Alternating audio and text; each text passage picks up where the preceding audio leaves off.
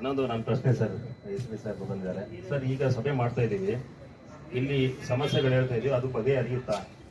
ಯಾಕಂದ್ರೆ ಅನೇಕ ಸಭೆಗಳು ಬಂದಿದ್ದೀವಿ ನಾವು 2002ರಿಂದ ಲ್ಯಾಂಡ್ ಆರ್ಡರ್ ಇರ್ಬೋದು, ಟ್ರಾಫಿಕ್ ಇರ್ಬೋದು, ಸ್ಟೇಷನ್ ಕಟ್ಟದಾಗಿಂದ ನಾವು ಪೊಲೀಸರ ಜೊತೆ ಇದ್ದೀವಿ. ನಾವು ಸಮಸ್ಯೆಗಳು ಹೇಳ್ತಾನೆ ಇದ್ದೇವೆ, ಆದ್ರೆ ಬಗೆಹರಿದಂತೂ ಕಣ್ಣೆ.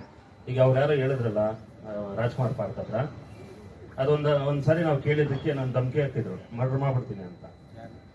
ಅದು ನಮ್ಮ ಸತೀಶ್ ಅವ್ರು ಇದ್ರ ಅವಾಗ ಅವ್ರು ಕಂಪ್ಲೇಂಟ್ ಮಾಡಿದ್ದೀವಿ. ಸಮಸ್ಯೆಗಳ ಅನೇಕ ಇದೆ ಸರ್. ನೋಡಿ, ಕಮ್ಮನಹಳ್ಳಿ ಸಿಗ್ನಲ್ ಕೆಂಪೇರ್ ಹತ್ರ ಅಲ್ಲಿ ಸಿಗ್ನಲ್ ಇದೆ, ಅಲ್ಲಿ ಕ್ಯಾಮ್ರಾ ಇದೆಯಲ್ಲೋ ಗೊತ್ತಿಲ್ಲ. ಆದ್ರೆ ಈ ಕಡೆ ಆ ಕಡೆ ಕೆಲಸ ಮಾಡ್ತಾ ಇದೆ, ಕಾಮಗಾರಿ ಪ್ರಗತಿಯಲ್ಲಿದೆ. ಆದ್ರೆ ಆ ಸಿಗ್ನಲ್ ಅಲ್ಲಿ ಸುತ್ತಲೂ ಗಾಡಿಗಳು, ಕಾರ್ ಪಾರ್ಕಿಂಗ್ ಮಾಡ್ತಾರೆ, ಒಂದು ಜ್ಯೂಸ್ ಅಂಗಡಿ ಇದೆ, ಆಟೋ ಪಾರ್ಕಿಂಗ್ ಮಾಡ್ತಾರೆ. ಅಲ್ಲಿ ಓಡಾಡಕ್ಕೆ ಸಿಗ್ನಲ್ ಬಿಡುತ್ತೆ, ಪಾಪ ಜನ ಗಾಡಿಗಳು ಮೂವ್ ಆಗಲ್ಲ. 2 ಗಾಡಿ ಮೂವ್ ಆದ್ರೆ ಮತ್ತೆ ಸಿಗ್ನಲ್ ಬರುತ್ತೆ. ಸರ್ ಹೇಳ್ದಂಗೆ ಎಲ್ಲರಿಗೂ ಅರ್ಜೆಂಟ್ ಇರುತ್ತೆ, ಗಾಡಿ ಪಾರ್ಕಿಂಗ್ ಮಾಡ್ಕೊಂಡಿರ್ತಾರೆ, ಹೋಗಕ್ ಆಗ್ತಾ ಇಲ್ಲ, ಅದೊಂದು ಸಮಸ್ಯೆ ಇದೆ. ಅದಾದ್ಮೇಲೆ ಕುಳ್ಳಪ್ಪ ಸರ್ಕಲ್ ಸರ್, ನೀವು ಸಂಜೆ 7 ಗಂಟೆಗೆ ನೋಡಿ ಸುತ್ತಲೂ ಆಟೋಗಳು. ದಯವಿಟ್ಟು ಆಟೋದವ್ರು ಇದ್ರೆ ತಪ್ಪು ತಿಳ್ಕೊಬೇಡಿ, ಯಾಕಂದ್ರೆ ಪ್ರತಿಯೊಬ್ಬರಿಗೂ ಮನೆಗೆ ಹೋಗ್ಬೇಕು, ಕೆಲಸ ಮುಗಿಸ್ಕೊಂಡ್ ಬಂದಿರ್ತಾರೆ. ನಾವು ಇನ್ನೊಬ್ರಿಗೆ ತೊಂದರೆ ಕೊಡಬಾರ್ದು. ನಾವು ಪೊಲೀಸರ ಮೇಲೆ ದೂರೋದಲ್ಲ, ನಮ್ ಜವಾಬ್ದಾರಿನೂ ಇದೆ. ನಾವು ಸರಿಯಾಗಿ ಗಾಡಿ ಪಾರ್ಕಿಂಗ್ ಮಾಡಬೇಕು. ಆಟೋ ಆಗ್ಲಿ, ಟೂ ವೀಲರ್ ಆಗ್ಲಿ, ಕಾರ್ ಆಗ್ಲಿ, ಪಾರ್ಕಿಂಗ್ ನೋಡಿ ಪಾರ್ಕಿಂಗ್ ಮಾಡಿದ್ರೆ ಯಾರಿಗೂ ಸಮಸ್ಯೆ ಆಗಲ್ಲ. ಇಲ್ಲಿ ಬಂದು ನಾವು ಹೇಳ್ಕೊಳ್ಳೋ ಅಗತ್ಯನೂ ಇರಲ್ಲ. ಇದು ಆಟೋಗಳು ಸರ್ ಬಹಳ ಕಷ್ಟ ಆಗ್ತಾ ಇದೆ, ಅಲ್ಲಿ ಸುತ್ತಲೂ ಪಾರ್ಕಿಂಗ್ ಇರುತ್ತೆ. ನಾವು ಸುಮಾರು ಸರಿ ಮಂಜುನಾಥ್ ಸರ್ ಫೋನ್ ಮಾಡಿರ್ತೀನಿ.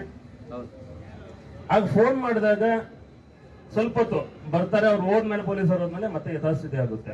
ಇನ್ನೊಂದು 7th ಮೈನ್ ಸರ್, ಅಲೆಮೆನ್, ಅದು ಮೇಡಮ್ ಅವರು ಅವಾಗ ಉಮಾ ಮೇಡಮ್ ಅವರಿದ್ರು.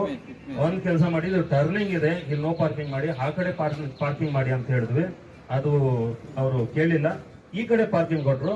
ನಾವು ರಾಜ್ಕುಮಾರ್ ಪಾರ್ಕ್ ಇಂದ ಹೋಟ್ಲ್ ಯಾವ್ದು ಹೇಳಿದ್ರಲ್ಲ, ಆ ಹೋಟ್ಲ್ ಟರ್ನ್ ಮಾಡ್ಕೊಳಕ್ಕೆ ಫುಲ್ ಟೂ ವೀಲರ್ ನೋಡ್ಬೇಕು. ಪರೋಡಿ ಹುಡುಗರು ಸಿಗರೇಟ್ ಹೊಡ್ಕೊಂಡು ಮಧ್ಯ ರೋಡಲ್ಲಿ ಗಾಡಿಗಳು ಹಾಕೊಂಡು ತೊಂದರೆ ಕೊಡ್ತಾ ಇರ್ತಾರೆ. ದಯವಿಟ್ಟು ಅದು ಸ್ವಲ್ಪ ಗಮನ ಹರಿಸಬೇಕು. ಯಾಕಂದ್ರೆ ಸುಮಾರು ಸರಿ ಹೇಳಿದೀವಿ ಸರ್, ಆ ರೋಡ್ದು ಮತ್ತೆ ರಾಜ್ಕುಮಾರ್ ಪಾರ್ಕ್ 7th ನಿಮ್ ಪೊಲೀಸ್ ಸ್ಟೇಷನ್ ರೋಡ್, ಈ ರೋಡ್ ಸರ್. ನೀವು 7 ಗಂಟೆಗಾದ್ರೆ ಸರ್ ಜನ ಟೂ ವೀಲರ್ ಅಲ್ಲ ನಡೆಯಕ್ಕೂ ಆಗಲ್ಲ ಅಂತ ಪರಿಸ್ಥಿತಿ ಉಂಟಾಗಿದೆ ನಮ್ಮ ಭಾಗದಲ್ಲಿ. ಸೊ ಇದು ನಾವು ಪೊಲೀಸರ ಹತ್ರನೇ ಹೇಳ್ಕೋಬೇಕು, ಶಾಸಕರ ಹತ್ರ ಹೇಳ್ಕೊಂಡ್ರೆ ಪ್ರಯೋಜನ ಇಲ್ಲ. ಅವ್ರು ಬಂದಾಗ ಕ್ಲಿಯರ್ ಇರುತ್ತೆ, ರೋಡು ಹೋಗ್ತಾ ಇರ್ತಾರೆ. ಬಟ್ ನಾವು ಪೊಲೀಸರ ಅಧಿಕಾರಿಗಳಿಗೆ ಕೇಳಬೇಕು ಸರ್. ಇನ್ನೊಂದು ಸರ್, ನಿಮ್ಮ ಸ್ಟೇಷನ್ ಲಿಮಿಟ್ಸ್ ಆಗ್ಲಿ ಸರ್, ಎಸ್.ಪಿ ಸರ್, ನಿಮ್ ಲಿಮಿಟ್ಸ್ ಆಗ್ಲಿ, ಲೈನ್ ಡಿಸಿಪ್ಲಿನ್ ಸರ್. ನಾನು ಸುಮಾರು ಕಡೆ ಹೋಗಿದ್ದೀನಿ, ಚೆನ್ನೈ ಓಡಾಡಿದ್ದೀನಿ, ಮುಂಬೈ ಓಡಾಡಿದ್ದೀನಿ, ಪುಣೆ ಓಡಾಡಿದ್ದೀನಿ. ಈಗ ಸ್ಟ್ರೈಟ್ ಲೈನ್ ಇರುತ್ತೆ, ಸಿಗ್ನಲ್ ಇರುತ್ತೆ, ಯಾರು ರೈಟ್ ಅಲ್ಲಿ ಹೋಗೋನು ಸ್ಟ್ರೈಟ್ ಅಲ್ಲಿ ನಿಲ್ಸ್ಕೊಂಡಿರ್ತಾನೆ.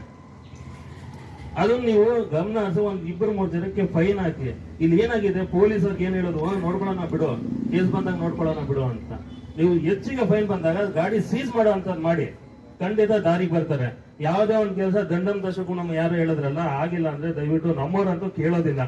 ನೋಡ್ಕೊಳ್ಳೋಣ ಬಿಡು, ಫೈನ್ ಬಂದಾಗ ನೋಡ್ಕೊಳ್ಳೋಣ, ಕೋರ್ಟಲ್ಲಿ ಕಟ್ಕೊಳ್ಳೋಣ ಅಂತ. ನಿಮ್ಗೆ ಏನ್ ಅಧಿಕಾರ ನಿಮ್ ಕೈಲಿದೆಯೋ ಅದನ್ನ ದಯವಿಟ್ಟು ಅದು ಪಾಲನೆ ಮಾಡಿ. ನಮ್ಗೆಲ್ಲ ಸ್ವಲ್ಪ ಓಡಾಡೋದ್ರಿ ಬಹಳ ಹಿಂಸೆ ಆಗ್ಬಿಡುತ್ತೆ. ರಾಜ್ಕುಮಾರ್ ಪಾರ್ಕ್ ಈಗಾಗಲೇ ಹೇಳಿದ್ದೀನಿ. ಆಮೇಲೆ ರಾಮಸ್ವಾಮಿ ಪಾಳ್ಯ ರೋಡ್ ಸರ್, ಡಿ.ಸಿ.ಪಿ ಸಾಹೇಬರು ಬಂದಾಗಲೂ ಹೇಳಿದೀವಿ, ಅದು ಇನ್ನೂ ಕಾರ್ಯಗತಕ್ಕೆ ಬಂದಿಲ್ಲ. ಇಲ್ಲ, ಅದಕ್ಕೆ ಏನಾದ್ರು ಸೊಲ್ಯೂಷನ್ ಅಲ್ಲಿ ಇರ್ಲೇಬಾರ್ದು. ಅಲ್ಲಿ ಬಸ್ ಒಂದು ಪಾಪ BTS ಬಂದ್ರೆ ಅಲ್ಲಿ ಏನಾದ್ರು ಸ್ವಲ್ಪ ಟಚ್ ಆದ್ರೆ ಅವನಿಗೆ ಪಾಪ ಹೊಡಿಯಕ್ಕೆ ಹೋಗ್ತಾರೆ ಜನ. ಅಲ್ಲಿ ನನಗೆ ಗೊತ್ತು, ಅದು ಸ್ವಲ್ಪ ಈ ಅಂಗಡಿಗಳು ಏನು ಫುಟ್ಪಾತ್ ಅಂಗಡಿಗಳಿದೆ ಅಲ್ಲ, ಅದಕ್ಕೆ ಕೆಲವರಿಗೆ ರೋಲ್ ಕಾಲ ಹೋಗ್ತಾ ಇದೆ ಅಂತ ಗೊತ್ತು. ಅದು ನನಗೆ ಖಚಿತ ಮಾಹಿತಿ ಇಲ್ಲ. ಅಲ್ಲಿ ಮಾತಾಡ್ಕೊಳ್ಳೋದು ನಾನು ಹೇಳ್ತಾ ಇದ್ದೀನಿ, ಖಚಿತ ಮಾಹಿತಿ ಇದ್ರೆ ಇಂಥವ್ರು ಅಂದ್ಬಿಟ್ಟು ನಾನು ಹೇಳ್ತೀನಿ, ನನಗೇನು ಭಯ ಇಲ್ಲ. ಅಲ್ಲಿ ಫುಟ್ಪಾತ್ ಅಂಗಡಿಗಳು ಖಂಡಿತ ಅಲ್ಲಿ ಯಾರಿಗೋ ಕೆಲವರಿಗೆ 100 ರೂಪಾಯಿ 200 ರೂಪಾಯಿ, ಮತ್ತೆ ಯಾವ್ದೋ ಫಂಕ್ಷನ್ ಮಾಡಿದ್ರೆ ಸ್ಪಾನ್ಸರ್, ಇಂಥದೆಲ್ಲ ಹೋಗ್ತಾ ಇದೆ. ಅದಕ್ಕೆ ಅವರು ಏನಾದ್ರು ನಾವು ಕೆಲ್ಸಕ್ಕೆ ಹೋದ್ರೆ ಶಾಸಕರ ಹತ್ರ ಹೋಗ್ತಾರೆ, ಬಡವರು ಹೆಂಗ್ ಬದುಕಬೇಕು ಅಂತ. ಶಾಸಕರಿಗೆ ಗೊತ್ತಿಲ್ಲ ಇಲ್ಲಿ ವಾಸ್ತವಾಂಶ ಏನಿದೆ ಅಂತ ಗೊತ್ತಿಲ್ಲ. ಸೊ ಇದೆಲ್ಲ ಅನೇಕ ಪ್ರಾಬ್ಲಮ್ಸ್ ಇದೆ ನಮ್ಮ ಸ್ಟೇಷನ್ ಲಿಮಿಟ್ಸ್ ಅಲ್ಲಿ, ಅದು ಬಾಣಸವಾಡಿ ಲಿಮಿಟ್ಸ್ ಅಲ್ಲಿ. ಈ ಬಾಣಸವಾಡಿ ಲಿಮಿಟ್ಸ್ ಏನಾಗಿದೆ ಅಂದ್ರೆ, ಏನೋ ದೇಶದಲ್ಲಿ ಇರೋರೆಲ್ಲ ಇಲ್ಲೇ ಇದ್ದಾರೆ. ಏನ್ ಟ್ರಾಫಿಕ್ ರೂಲ್ಸ್ ಏನು ಗೊತ್ತಿಲ್ಲ. ನಾವು ಇಲ್ಲೇ ಹುಟ್ಟಿ ಇಲ್ಲೇ ಬೆಳೆದವರು ಏನ್ ಮಾಡ್ತೀವಿ, ಪಕ್ಕ ಹೆಲ್ಮೆಟ್ ಹಾಕೊಂತೀವಿ, ಹಿಂದೆ ಕುತ್ಕೊಂಡಿರೋರು ಹೆಲ್ಮೆಟ್ ಹಾಕ್ಸ್ತೀವಿ, ನೀಟಾಗಿ ನಾವು ಡಿಸಿಪ್ಲಿನ್ ಲೈನ್ ಡಿಸಿಪ್ಲಿನ್, ಕಾನೂನು ವ್ಯವಸ್ಥೆ ಸುವ್ಯವಸ್ಥೆ ಕಾಪಾಡಬೇಕು, ಎಲ್ಲ ಮಾಡ್ತೀವಿ.